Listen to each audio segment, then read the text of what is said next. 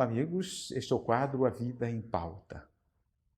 Hoje vamos falar de um assunto que para muitos é polêmico, para mim não é. Eu já tenho as minhas convicções sobre este assunto. De que assunto estou falando? Entre tantos assuntos polêmicos que temos por aí, mas hoje estou falando da pena de morte. Estamos vivendo momentos em que aparentemente a violência recrudesceu e temos uma imensidão, que o mundo virou um ringue de violência e agressividade. Aparentemente, eu digo, porque se a gente olhar com critérios para trás, a violência já foi muito pior. A vida teve muito menos valor do que tem hoje. Nós estamos num mundo de progresso. O que acontece hoje é que, se acontecer um ato de violência em algum lugar, 5 minutos depois está no ar. Pelos recursos da tecnologia, então dá a impressão que aquilo que há 40, 50 anos atrás a gente demorava uma semana para tomar conhecimento, quando tomava conhecimento, hoje nós sabemos no ato. O mundo inteiro está disponível pelas redes sociais, tem acesso às ocorrências e dá a impressão que o mundo é um ringue ou um teatro de guerra. Já foi pior. É só analisarmos um pouquinho, já foi pior. Então, neste patamar de violência e aparente até descontrole, nós vemos pessoas defendendo a ideia da pena de morte para resolver os problemas de violência. Será que a pena de morte é a solução? Vamos começar pensando nos países onde há pena de morte. Eles resolveram seus problemas de violência, da criminalidade? Não resolveram. Não acabou com a criminalidade, não acabou com a violência. Mas tem alguns países mais desenvolvidos onde há pena de morte e a violência é menor. Mas se analisarmos fundamente, com mais carinho, a cultura, a educação, a disseminação dos valores éticos morais nesses países, vamos perceber que em alguns países os valores éticos morais são mais avançados. E a violência está associada na direção inversa dos valores morais e éticos, da honestidade. Portanto, se aonde temos valores morais, valores éticos mais elevados, a violência é menor. O respeito às regras, às leis, é maior.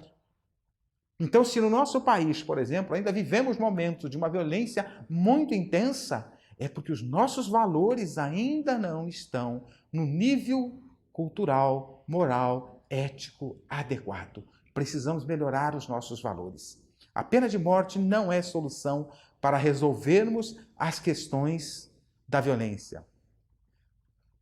E aí devemos nos perguntar também, que tipo de crime estaria incluído, ou quais os crimes estariam incluídos para a condenação à morte? Qual é o nível de um crime ser mais estarrecedor do que outro? Para onde estamos olhando? Estamos olhando do ponto de vista daquele que cometeu o crime, da aparência, das circunstâncias aparentes do crime? Ou estamos olhando para os efeitos que o crime produz naqueles que são suas vítimas diretas ou indiretas? Como vamos avaliar o que é viável? Mas como vamos avaliar também o condenar aquele que cometeu o crime, que seria condenado à pena de morte? Como vamos avaliá-lo? Que estrutura demos a ele para que ele não cometesse, para que ele não caminhasse pela criminalidade? A miséria, por exemplo, vivemos misérias no mundo? Mas a miséria não justifica, porque tem muita gente que viveu na miséria e consegue levantar-se. Tem.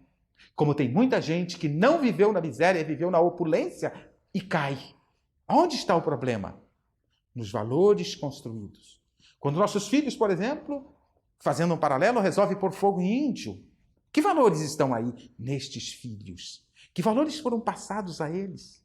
E quando questionados por ter posto fogo no índio Pataxó em Brasília, eles responderam: pensamos que fosse um mendigo. Olha que valores! Então, se fosse um mendigo, valia a pena, deveria ser incinerado.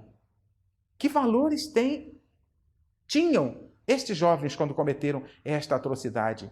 Esse tipo de crime mereceria a pena de morte? O que mereceria? Que tipo de condenação? Eu acho que a questão está um pouco antes. E de mais a mais, se condenamos alguém à pena de morte, temos que ter certeza do crime, no mínimo isso, temos certeza? Quantos crimes, quantas pessoas condenadas e depois descobrimos que foram erros judiciais? Se a pessoa ainda está presa e cumpriu alguns anos de prisão, ainda consegue se amenizar a situação. Mas e se ela foi executada por uma pena de morte? Como é que fica isso? Quais os crimes são mais graves?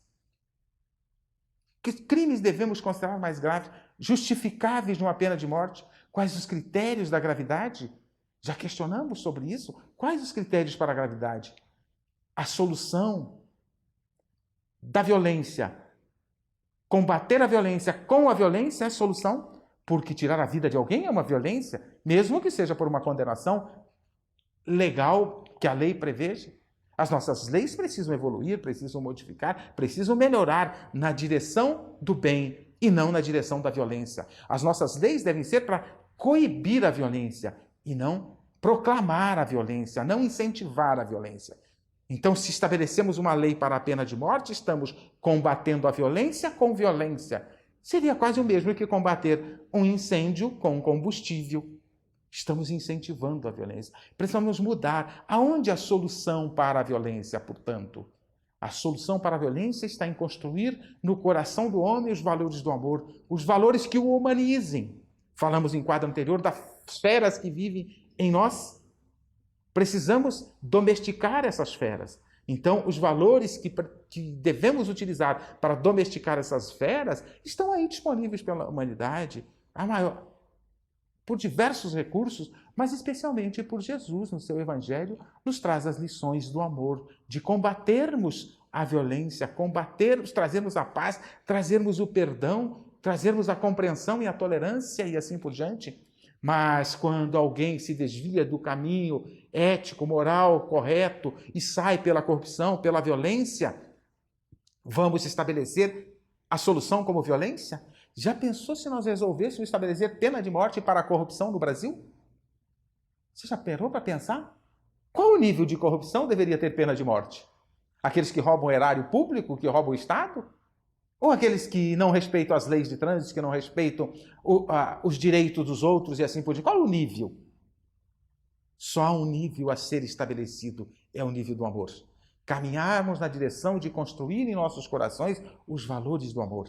Para isso é preciso buscar a solução para a violência em outro lugar, no coração do homem. Para isso é preciso trabalhar o coração do homem. Divaldo Pereira Franco, um orador, um conhecedor espírita profundo, conhecedor do Evangelho de Jesus, divulgador da doutrina dos Espíritos do Evangelho de Jesus pelo mundo afora, é considerado o Paulo de Tarso do Espiritismo, da atualidade, levando o Evangelho revivido para o mundo. Certa feita, falando numa conferência sobre violência, ele vai nos dizer que a solução para a violência não está nos gabinetes, está na sala de jantar. Não está nos gabinetes nem nos decretos, diz ele. Está na sala de jantar. Por que ele fez essa assertiva da sala de jantar? Porque ele está chamando a responsabilidade para a solução de todos os nossos problemas, inclusive da violência, para o processo de educação, o processo de formação de caracteres, de formação de valores. É ali que está a solução.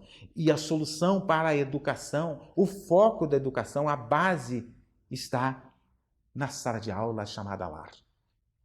Quando nós abandonamos a responsabilidade de construir nossos filhos naquele ambiente onde convivemos mais juntamente, mais próximos, e temos muitas vezes a responsabilidade de educar aqueles seres mais jovens que chegam na condição de filhos, nestas condições nós abrimos mão muitas vezes da responsabilidade de formar os caracteres no coração deste ser que está sob nossa responsabilidade. E aí depois vamos reclamar ou estranhar que temos que tirá-lo do xadrez, que temos que contratar advogado porque ele cometeu um crime ou coisas desse gênero. A solução para a violência está no lar, na educação, na formação dos valores do coração. Os recursos estão aí nas mais variadas formas, seja pelos nomes de ciência que trata da psique, mas especialmente por Jesus com as lições do seu Evangelho.